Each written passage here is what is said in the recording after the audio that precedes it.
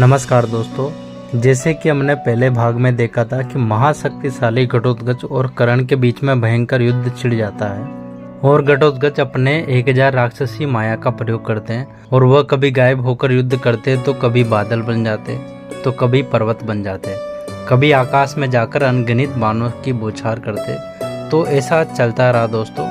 उसके बाद आखिर क्या होता है, तो वीडियो शुरू करते हैं। कर्ण घटोत्कच की 1000 राक्षसी माया को नष्ट कर देते हैं। अब अंत में घटोत्कच एक दिव्य चक्कर का संहार करते हैं। दोस्तों, माना जाता है कि भगवान श्री कृष्ण के चक्कर के बाद पूरे संसार का सबसे शक्तिशाली और सबसे विनाशकारी चक्कर था। परंतु महारथी कर्ण ने बड़ी आसानी से अपने आम तीरों से ही दिव्य चक्कर को हवा में नष्ट कर दिया। दोस्तों, यह तो सभी जानते हैं कि कर्ण जैसा योद्धा, वीर योद्धा अपने दानवीरता के लिए जाना जाता है। इसी दानवीरता के फलस्वरूप उसे इंद्र की वास्तविक शक्ति प्राप्त हुई थी। यह एक ऐसा अस्त्र था जिसे कोई भी अस्त्र काट नहीं सकता था। दरअसल युद्ध के निश्चित हो जाने के बाद जब इंद्रदेव को अर्जुन की चिंता सताने लगी कि कर्ण के कवच कुंडल रहते मेरा पुत्र उसे कैसे परास्त कर पाएगा, क्योंकि वे जानते थे कि सूर्य देव का दिया हुआ कवच कुंडल जब तक कर्ण के पास है तब तक उसे कोई नहीं हरा सकता। इसलिए इंद्रदेव ने छल का सहारा लिया और एक दिन जब कर्ण सूर्य देव को जल अर्पित कर रहे थे तब इंद्रदेव ब्राह्मण का वेश बनाकर उसके पास पहुंचे और कर्ण से उसके दिव्य कवच कुंडल मांग लिए। और उसके बाद कर्ण ने उस ब्राह्मण रूपी इंद्र को अपना कवच कुंडल दान में दे दिया और फिर उस ब्राह्मण रूपी इंद्र से बोले कि हे ब्राह्मण, आप अपने असली रूप में आ जाइए, क्योंकि मैं जानता हूँ कि आप देवराज इंद्र हैं और मुझे ये भी पता है कि आप कवच कुंडल मांगने वाले हैं। कर्ण के मुख से ऐसी बातें सुनकर देवराज इंद्र उसी समय अपने असली रूप में आ गए और बोले कि हे कर्ण, तुम्हें मेरे बारे में किसने बताया, और जब तुम जानते थे तो आज सूर्य को अर्घ दिया ही क्यों। तब कर्ण ने कहा कि हे देवेंद्र, मुझे यह सारी बातें मेरे पिता सूर्य ने रात में बताई और मुझे सुबह अर्घ देने से भी मना किया। परंतु इंद्रदेव, अब आप ही बताए कि मैं अपने धर्म से विमुक्त कैसे हो सकता था। तब इंद्रदेव ने कहा कि हे कर्ण, तुम महान हो। इस दुनिया में आज तक तुमसे बड़ा दानी ना कभी हुआ है और ना ही पृथ्वी के अंतकाल तक कोई होगा। आज के बाद महादानवीर कर्ण के नाम से तुम जाने जाओगे। इसके अलावा मैं तुम्हें अपनी वास्तविक शक्ति भी देता हूँ। इसका इस्तेमाल तुम सिर्फ एक ही बार कर सको। इसका तुम जिस किसी पर भी संहार करोगे उसे उस ब्रह्मांड की कोई भी शक्ति नहीं बचा सकेगी। और इसके बाद देवराज इंद्र वहां से अंतर्ध्यान हो गए।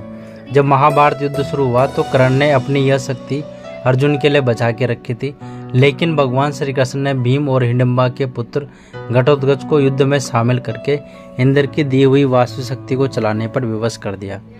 इन तीनों शक्तियों के अलावा कर्ण के पास अग्नेयास्त्र, पाशुपतास्त्र, रुद्रास्त्र, ब्रह्मास्त्र, ब्रह्मांडास्त्र, भार्गवास्त्र, गरुड़ास्त्र, नागास्त्र, नागपाश अस्त्र और भी कई दिव्यास्त्र थे जिसे मंत्रों से प्रकट कर संहार किया जा सकता था।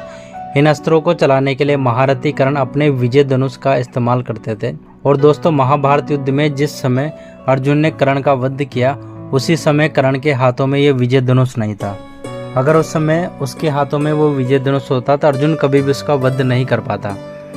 अब अपने दिव्य चक्कर को यूं लकड़ी की तिल्ली की तरह नष्ट होता देख घटोत्कच बहुत ही ज्यादा क्रोधित हो जाते और वे अंत में अपना सबसे शक्तिशाली शस्त्र महादेव द्वारा दिया हुआ वज्र कर्ण पर चला देते। तो घटोत्कच ने महादेव से ही बहुत कठिन तपस्या करके प्राप्त किया था। भगवान शिव का यह वज्र इतना शक्तिशाली था कि तीनों लोकों में इसको कोई भी नहीं रोक सकता था। यहाँ तक कि देवता और देवताओं के राजा देवराज इंद्र भी इस वज्र को रोकने में असमर्थ थे।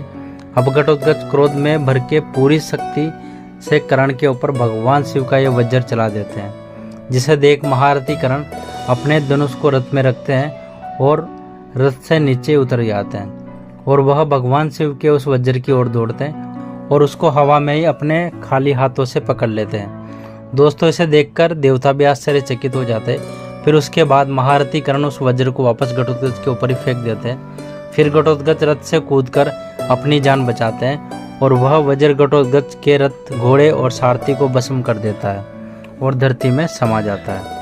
तो दोस्तों, इस प्रकार महारथी कर्ण ने महादेव के अस्त्र को अपने हाथों से रोक लिया था। अगर आपको वीडियो पसंद आए तो वीडियो को लाइक और हमारे चैनल को सब्सक्राइब जरूर करें। और जो भी नए हैं तो हमारे चैनल को सब्सक्राइब करें और बेल आइकन को जरूर दबाएं, ताकि ऐसी और भी फैक्ट वाली वीडियो की जानकारी आपको सबसे पहले मिल सके। Thank you.